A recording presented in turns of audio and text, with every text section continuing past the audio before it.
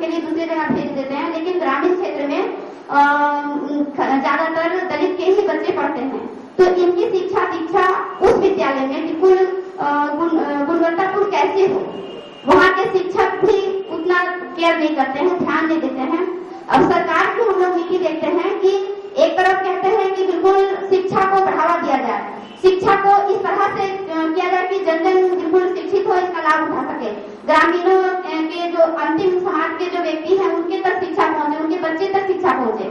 लेकिन क्या मुझे तो नहीं लगता कि सरकार की ये बहुत ही अच्छी सोच है कि सबको शिक्षा मिले, बराबर का शिक्षा मिले। यहाँ तो दूसरे लोग जो है खुद शिक्षक ही दूसरे अपने बच्चों को दूसरे विद्यालय में पढ़ा रहे हैं, और ग्रामीण क्षेत्र के जो गरीब तबके के लोग हैं वो प्राथमिक विद्यालय में बच्चों को पढ़ा रहे हैं, जहाँ की एकदम उसको किसी भी तरह का गुणवत्तापूर्ण शिक्षा नहीं मिल रहा है और उसको सिर्फ क्लास से आगे बढ़ाया जा रहा है।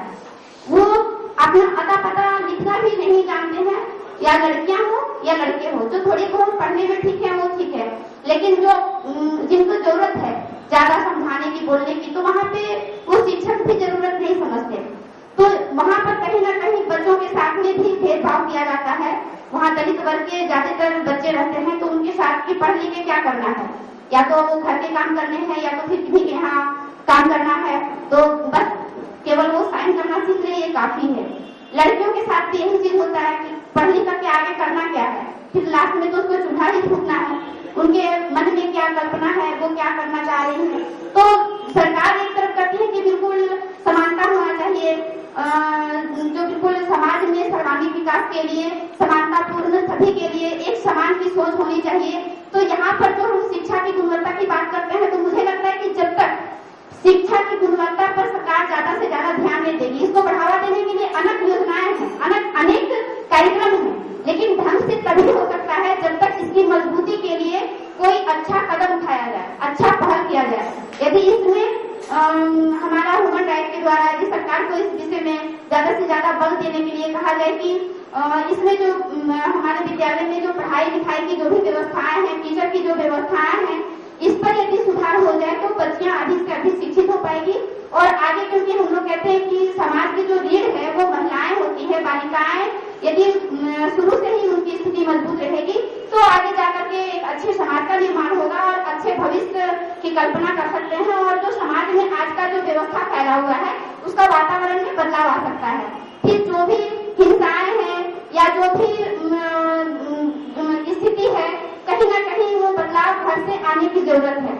अब पूरे हम लोग योजना से संबंधित हो गया या अन्य किसी तरह का संबंधित हो गया, सारी चीजों में मुझे लगता है कि जब तक खुद की सोच में परिवर्तन नहीं होता है तब तक कुछ नहीं होता। सरकार सारी चीजें तो लागू कर देती है, लेकिन वो जमीनी रूप से बिल्कुल उतर नहीं पाता है। ये सारा चीज बिल्कुल देखने को मिलता है। और इन 10 वर्षों में मैंने बहुत तरह का कार्यक्रम से भी जुड़ करके अनुभव किया, तो ऐसा ही लगा कि कहीं ना कहीं दलित महिलाएं जो होती है वो अपनी बात को आज भी वो नहीं रख पा रही हैं, कहीं भी वैसा उनको मंच नहीं मिल पा रहा है, जिसके कारण से वो आगे नहीं बढ़ पाती है। इसलिए इस कार्यक्रम के माध्यम से उस तरह का पहल किया जाना चाहिए ताकि समानता बिल्कुल सभी के लिए समान रूप से सभी कुछ किया जाए।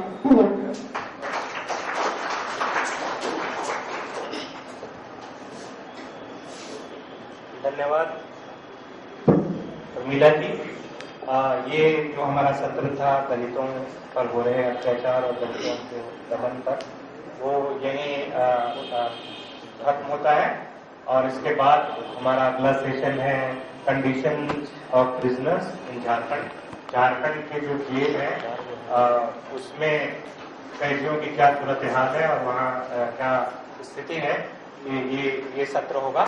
और इस सत्र का संचालन एडवोकेट रजनी सोरेन करेंगे। धन्यवाद।